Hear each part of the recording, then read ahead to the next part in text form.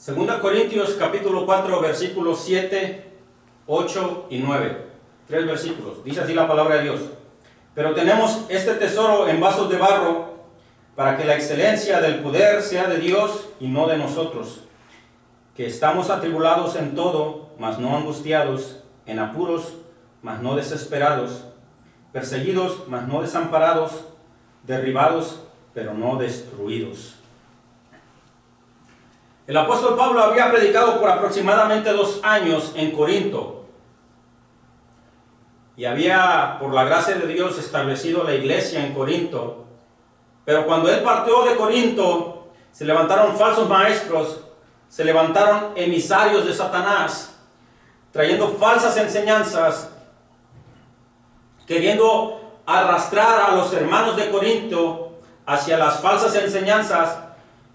Y la forma en que como ellos quisieron hacerlo fue atacando al apóstol Pablo, queriendo desacreditar al mensajero que Dios había enviado a Corinto. Estos ataques empezaron hacia la persona de Pablo, y un ejemplo de ello lo vemos en ahí el capítulo 10, 2 Corintios 10, verso 10, dice: porque la verdad dicen, las cartas son duras y fuertes, mas la presencia corporal débil y la palabra menospreciable. En otras palabras, estas personas decían que aunque Pablo era bueno para escribir en cartas, en persona era corporalmente débil, dice, no causaba una gran impresión su presencia física, y de palabra menospreciable. En otras palabras, que no tenía sabiduría humana, no traía la grande oratoria de aquellos tiempos, no traía los grandes discursos humanos que esta gente y estos falsos maestros esperaban de Pablo. Decían que Pablo carecía de elocuencia, que era incompetente. Pero Pablo les dice en 1 Corintios 2, verso 1 al 5, dice: así que, hermanos, cuando fui a vosotros para anunciaros el testimonio de Dios, no fui con excelencia de palabras o de sabiduría, pues me propuse no saber entre vosotros cosa alguna, sino a Jesucristo y a este crucificado. Y estuve con vosotros con debilidad y mucho temor y temblor. Ni mi palabra ni mi predicación fue con palabras persuasivas de humana sabiduría, sino con demostración del Espíritu y de poder de Dios, para que vuestra fe no esté fundada en la sabiduría de los hombres, sino en el poder de Dios. Pablo reconoce que no fue a Corinto predicando con mucha elocuencia, ni con sabiduría humana, sino que fue con demostración del poder y del Espíritu Santo. Y ese era uno de los argumentos que levantaban contra Pablo estos falsos maestros. También decía que Pablo no tenía cartas de recomendación. Ahí en 2 Corintios 3, verso 1 y 2 dice lo siguiente: ¿comenzamos otra vez a recomendarnos a nosotros mismos? ¿O tenemos necesidad, como algunos, de cartas de recomendación para vosotros, o de recomendación de vosotros? Nuestras cartas sois vosotros, escritas en nuestros corazones, conocidas y leídas por todos los hombres. Ellos decían que Pablo no era un verdadero apóstol del Señor, porque si Pablo fuera un verdadero apóstol, hubiera traer cartas de recomendación de los oficiales, de los gobiernos. Y Pablo le dice: nosotros no necesitamos esas cartas, nuestras cartas de recomendación son ustedes, Corintios, son ustedes. Cartas abiertas, leídas por todos los hombres, el testimonio, la obra redentora de Cristo Jesús en sus corazones. Esas son las cartas de recomendaciones. Otro punto que estos falsos maestros traían contra Pablo, de lo cual lo acusaban y decían, era que si Pablo era verdaderamente un apóstol de Dios, ¿por qué es que pasaba hambres? ¿Por qué es que era azotado? ¿Por qué es que era encarcelado? ¿Por qué pasaba sin desvelos? ¿Por qué se la pasaba sin un hogar permanente? Decían, si Pablo fuera verdaderamente apóstol del Señor, no tendría que sufrir, como estos falsos predicadores de la prosperidad enseñan en estos tiempos, que si tú eres hijo de Dios, tienes que tener un carro del año, tienes que tener la mejor casa, el mejor trabajo, porque Dios no va a querer tener un hijo miserable, dicen ellos. Pero no es así. Ese es un falso evangelio. Pablo pasaba toda clase de sufrimientos por causa del evangelio de Cristo Jesús. Y esta carta de 2 Corintios Quizás es la carta más difícil que Pablo tuvo que escribir. Aunque es inspirada por el Espíritu Santo, Pablo escribe esta carta para defenderse de estos ataques. De estos falsos maestros, de estos falsos apóstoles. Pero es una carta bien difícil que Pablo tuvo que escribir, porque en esta carta Pablo tiene que defender su ministerio. Y Pablo defiende no tanto su persona, sino lo que Pablo defiende en esta carta es el Evangelio de Dios, la predicación de la palabra de Dios. En el capítulo 4, verso 5 dice Pablo, porque no nos predicamos a nosotros mismos, sino a Jesucristo como Señor. Pablo dice, nosotros no venimos predicándonos a nosotros mismos, no venimos vanagloriándonos a nosotros mismos. Lo que venimos predicando es a Jesucristo como Señor y Salvador. Pablo lo que tiene que defender en esta carta de 2 de Corintios no es tanto su persona lo que defiende, sino más bien lo que defiende es su llamado a ser apóstol de Jesucristo. En el capítulo 10 y capítulo 11, ahí vemos la defensa de Pablo contra estas personas que decían que él no era un verdadero apóstol de Jesucristo. Pablo defiende su apostolado en esos capítulos. Pablo defiende el motivo por el cual él predicó a la iglesia de Corinto. Lo acusaban a Pablo de que Pablo, si fuera un verdadero predicador de Dios, debería él de tomar las ofrendas de los hermanos de Corinto. Debería de él cobrar un buen dinero, porque en aquellos tiempos las personas, entre más populares fueran, más elocuencia tuvieran, más oratoria, más discursos, esas personas cobraban más dinero. Y Pablo no cobraba ningún dinero. Entonces decían, si Pablo fuera verdaderamente un discípulo, un apóstol de Jesucristo, él tendría que cobrar muy bien. Y sin embargo, Pablo dice en el capítulo 11, verso 9, cuando estaba entre vosotros y tuve necesidad, a ninguno fui carga, pues lo que me faltaba lo suplieron los hermanos que vinieron de Macedonia, y todo me guardé y me guardaré de seros gravosos. Entonces, estas personas querían desprestigiar a Pablo, lo estaban acusando de muchas cosas. Lo estaban acusando de que no tenía una personalidad, de que no tenía mucha elocuencia ni palabras de humana sabiduría. Y vamos a ver aquí cómo Pablo defiende en el capítulo 4, versos 7, 8 y 9, aunque realmente es hasta el verso 15, 16. Pero nada, vamos a ver 3 versos hoy de cómo Pablo se defiende contra estos ataques. De que él no representaba realmente una gran personalidad, una gran persona. Mire, verso 7. Pero tenemos este tesoro.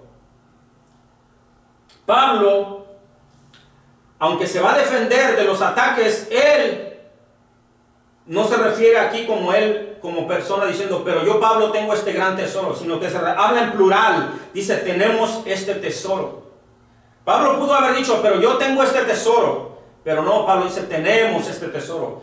Entonces Pablo habla en plural para no gloriarse, para no exaltarse a sí mismo. Por eso le digo que ha de haber sido difícil escribir esta carta, y es lo que dicen muchas personas, que fue difícil para Pablo escribir esta carta, ya que él tendría que defenderse y no podría decir yo, Pablo, el gran apóstol de Jesucristo, sino que Pablo dice, tenemos un gran tesoro, tenemos un tesoro.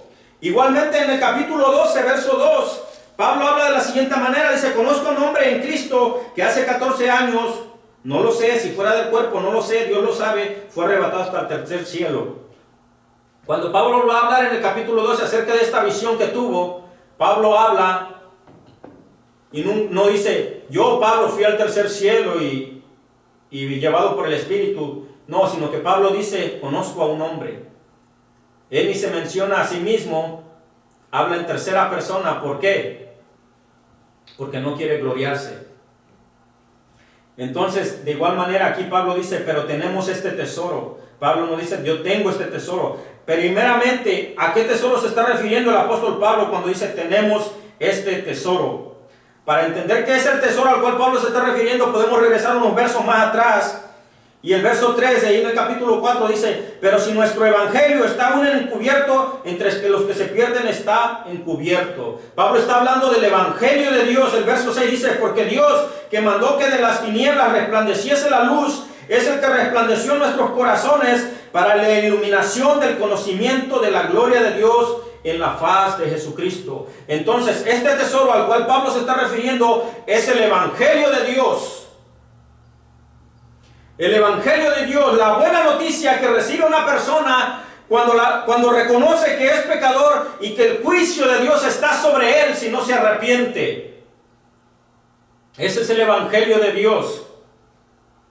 Que Pablo dice, tenemos este tesoro en vasos de barro. Este tesoro, el evangelio de Dios, dice Pablo, está en vasos de barro. ¿A qué se refiere Pablo cuando dice vasos de barro? Bueno, los vasos de barro en el tiempo de Pablo, en el tiempo de Jesucristo, algunas veces esos vasos de barro se usaban para enterrar tesoros. En Mateo capítulo 13 tenemos la parábola del tesoro. Un hombre que dice que andaba en el campo labrando y encontró un tesoro. Y fue y vendió todo lo que tenía para comprar esa propiedad y poder obtener ese tesoro. Entonces, en el tiempo de Pablo, los vasos de barro en algunas ocasiones eran usados para poner tesoros. La gente ponía tesoros y los enterraba, guardaba eso. Hace algunos años, cerca del Mar Muerto, allá en las cuevas del Qumran, se encontraron en una cueva un pastor estaba tirando piedras adentro de una cueva y de repente cuando tiró una piedra escuchó un ruido y fue a ver cuál era ese ruido. Resulta que este hombre había quebrado un vaso de barro y cuando se dio cuenta había muchos vasos de barro y estos vasos de barro contenían algunos escritos antiguos de la palabra de Dios. Encontró un gran tesoro en esos vasos de barro. Ese descubrimiento se considera en estos tiempos como uno de los descubrimientos más importantes en la arqueología moderna, porque contenían unos documentos, unos escritos muy antiguos. Se cree que el libro de Isaías se encontraba completo y son escritos muy antiguos, son los más antiguos que quizás tengamos en estos tiempos. Era un gran tesoro lo que había en esos vasos de barro. Ahora, los vasos de barro no solamente contenían tesoros, los vasos de barro también eran considerados los vasos más insignificantes en una casa, los vasos más despreciados, por así decirlo. Cuando una persona tenía vasos de barro en su casa, algunas personas utilizaban esos vasos de barro para echar la basura también. Estos vasos de barro eran despreciados a veces. Nosotros tenemos en nuestras casas algunos vasos que no tienen ningún valor o que los despreciamos, a veces los tenemos ahí, los usamos nosotros, a veces para echar cosas que son dañinas. Si las pusiéramos en otro vaso, las ponemos en ese vaso para recolectar aceite, cosas así. Entonces, hay vasos en nuestras casas que no tienen ningún valor. Ahora tenemos a veces vasos en nuestras casas que tienen mucho valor. A veces cuando ofrecemos una comida a una persona y queremos deleitarlo, queremos de alguna manera recompensarlo, queremos de alguna manera hacerlo sentirlo bien, sacamos los mejores vasos. Las hermanas abren la cocina y sacan los mejores vasos, limpian y usan los mejores platos, quizás los mejores vasos que tienen. ¿Por qué? Porque tenemos unos vasos que son sin mucho valor y algunos que tienen más valor. Cuando Pablo dice que tenemos este tesoro en vasos de barro, se refiere a que el vaso de barro somos nosotros, los seres humanos, a los cuales Dios ha depositado este tesoro, el evangelio de Dios. En Génesis capítulo 2, verso 7 dice, formó Dios al hombre del polvo de la tierra, del barro hizo Dios al hombre. Por eso Pablo dice aquí, tenemos este tesoro en vasos de barro. Isaías 64, 8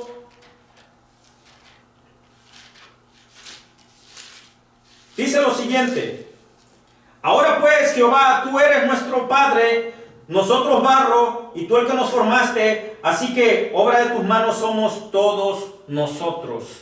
Somos barro, hermanos, somos barro, y si tenemos algún valor es porque Dios ha puesto este tesoro. Jeremías 18, tenemos en Jeremías 18 la señal del alfarero y el barro. Dice la palabra de Dios, Jeremías 18:1, palabra de Jehová que vino a Jeremías diciendo, levántate y vete a casa del alfarero y ahí te haré oír mis palabras. Descendí a casa del alfarero y he aquí que él trabajaba sobre la rueda. La vasija de barro que él hacía se echó a perder en su mano y volvió y se hizo otra vasija, según le pareció mejor hacerla. Entonces vino a mí palabra de Jehová diciendo, ¿no podré yo hacer de vosotros como este alfarero, oh casa de Israel? Dice Jehová, y he aquí que como el barro en la mano del alfarero, así sois vosotros en mi mano, oh casa de Israel. Entonces la palabra de Dios nos dice, hermanos, que nosotros somos barro. Por lo tanto, cuando Pablo dice aquí que tenemos este tesoro en vasos de barro, se refiere a que la palabra de Dios, el evangelio que Dios puso en nuestros corazones cuando nos arrepentimos de nuestros pecados, cuando clamamos a Dios por misericordia y por gracia, Dios puso ese tesoro en nuestros corazones, puso ese tesoro en estos vasos de barros insignificantes. Pablo se refiere a que somos vasos de barro, insignificantes, sin valor quizás para las personas. En el tiempo de Pablo decía, esas personas nos consideran vasos de barro, tienen razón, no tenemos ningún valor, mas tenemos un gran tesoro, y eso es lo que nos da valor, el tesoro que Dios puso en nuestros corazones.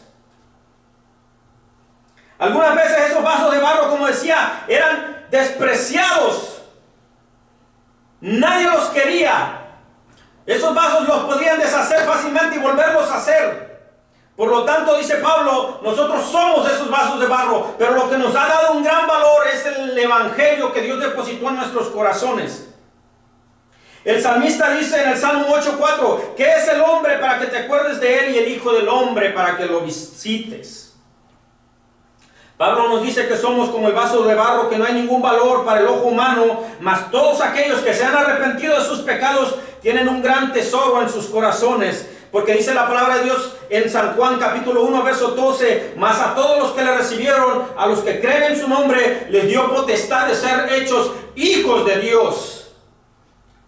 Entonces, podemos ser hijos de Dios aún siendo vasos de barro, aún siendo lo más insignificante. Dios ha puesto un gran tesoro en nuestros corazones.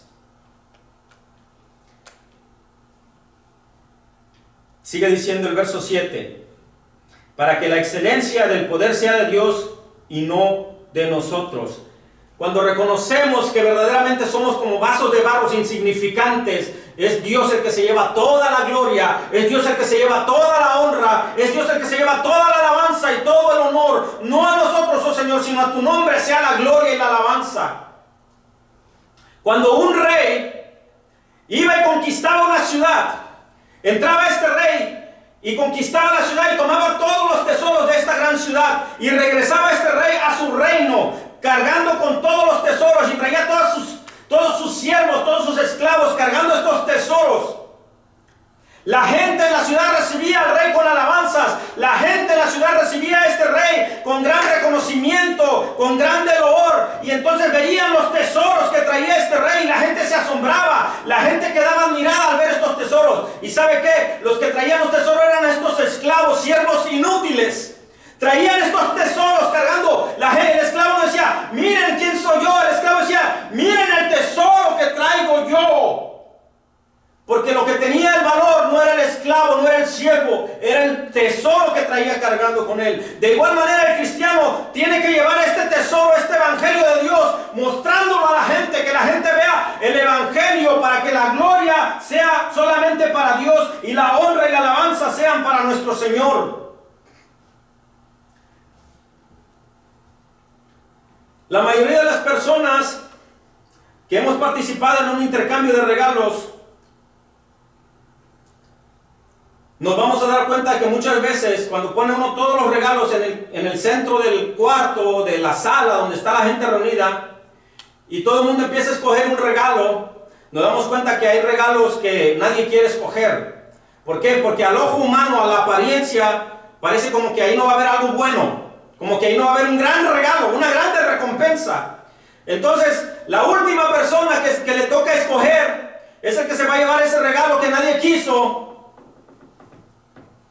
Y muchas veces nos llevamos la sorpresa de que ese último regalo era lo que tenía algo de mayor valor.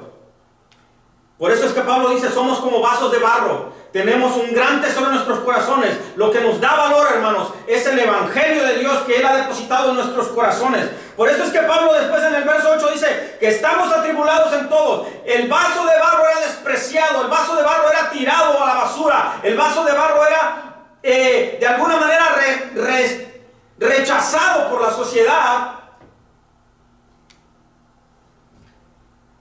Pero esos vasos de barro a los cuales Pablo se está refiriendo, dice que tienen un gran tesoro, que les da mucho valor. En 1 Corintios 1:27 dice lo siguiente: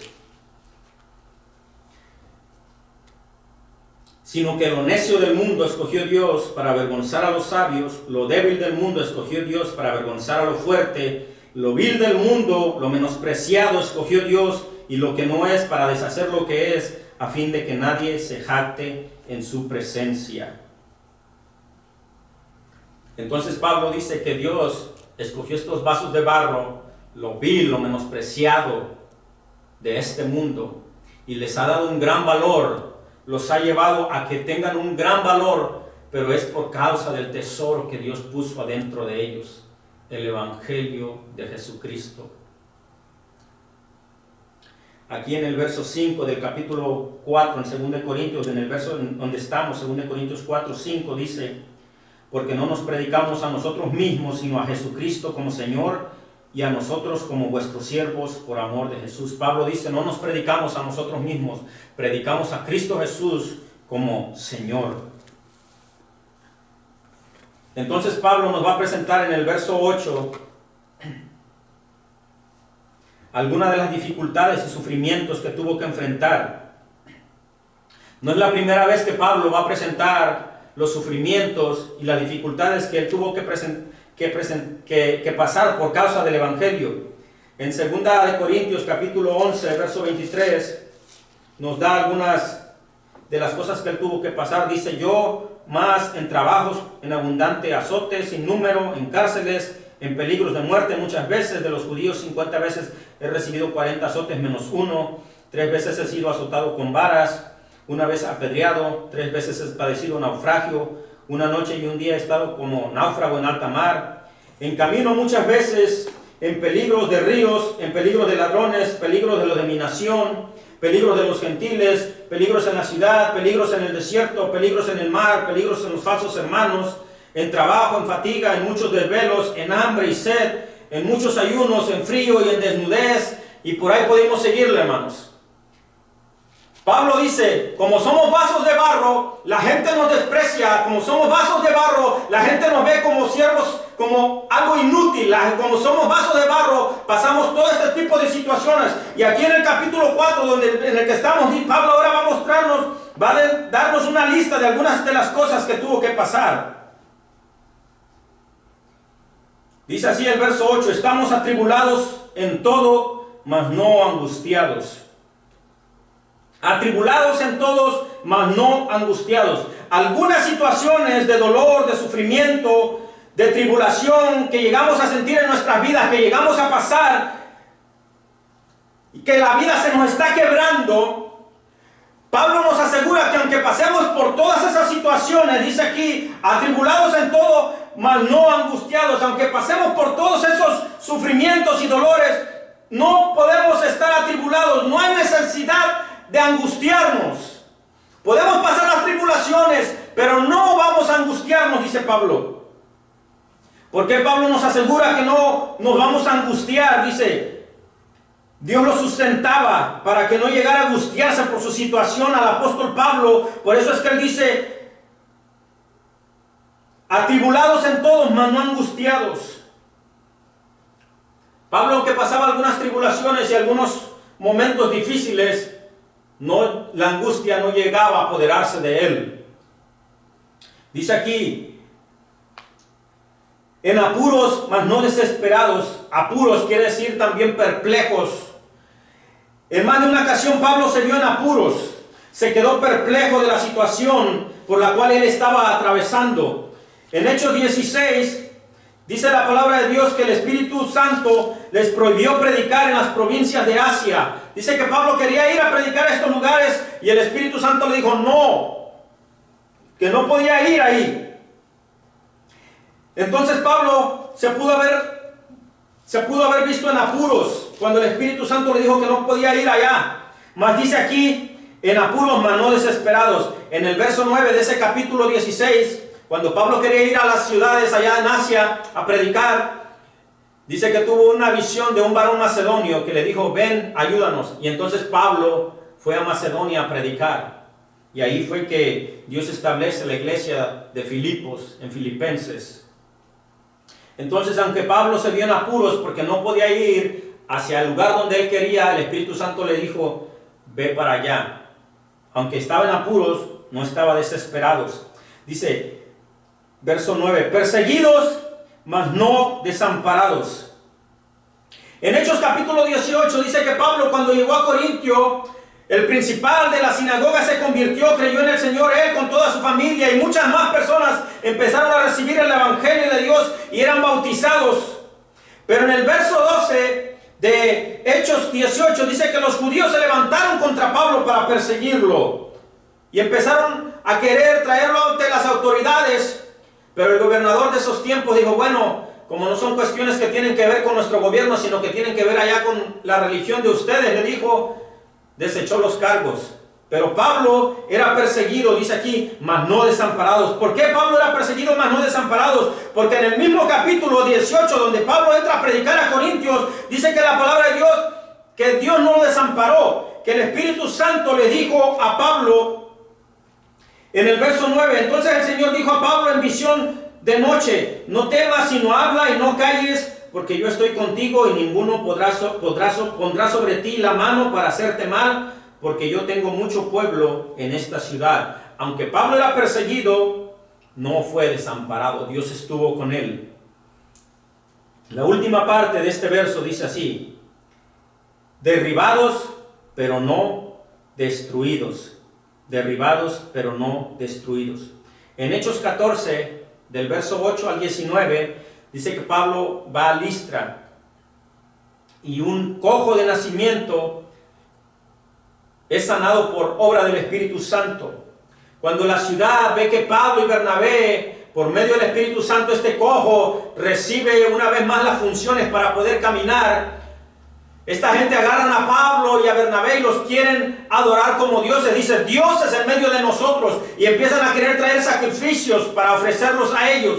Entonces Pablo dice que él y Bernabé desgarran sus ropas y dicen, nosotros somos humanos como todos ustedes. Estas personas dice que fueron influenciadas por los judíos, entonces apedrearon a Pablo, lo dejaron como muerto. Dice aquí que derribados, pero no destruidos. Pablo, aunque fue apedreado y tirado, dejado ahí como muerto, no había muerto, no fue destruido. Ahí mismo en el Hechos 14, del verso 20 y 23, dice que le rodearon los discípulos, se levantó, entró a la ciudad y al día siguiente salió con Bernabé para Derbe, y después para anunciar el evangelio a aquella ciudad y hacer muchos discípulos, volvieron a Listra, a Iconio y Antioquía.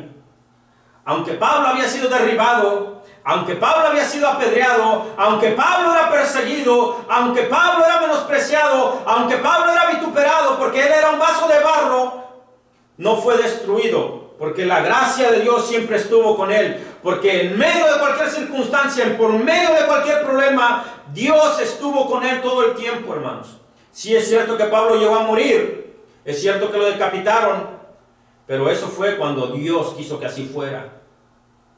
Mientras tanto, fue perseguido, pero nunca lo pudieron detener. Fue encarcelado, pero la palabra de Dios nunca fue presa, dice Pablo. Como conclusión, hermanos,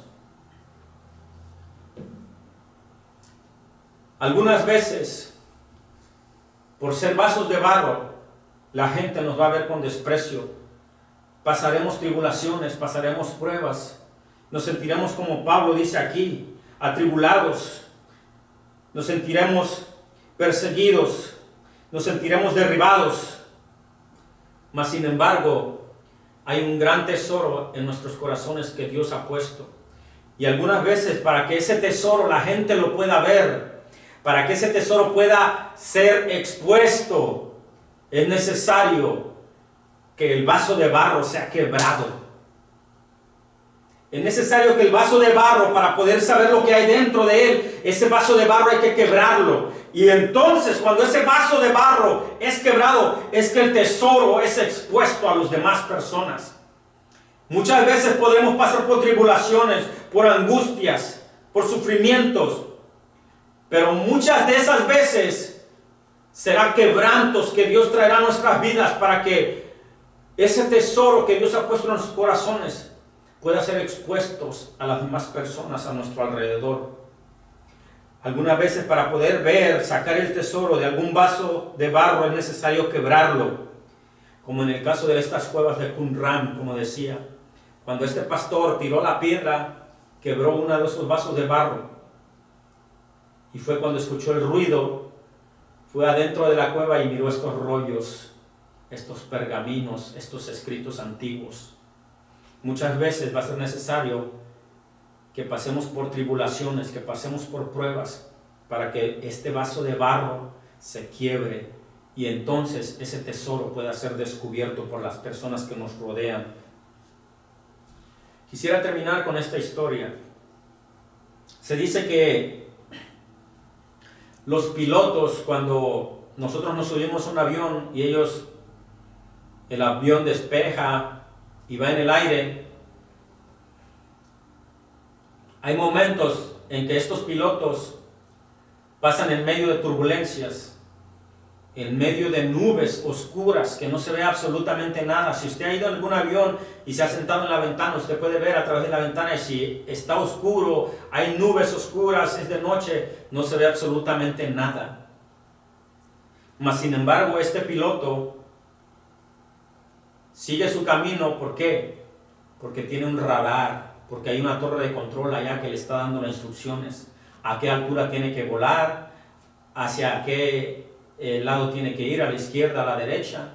Entonces él recibe instrucciones y el piloto lo único que tiene que hacer, aunque no ve nada, aunque está en medio de la oscuridad, lo único que tiene que hacer es confiar en las instrucciones que le está dando la torre de control.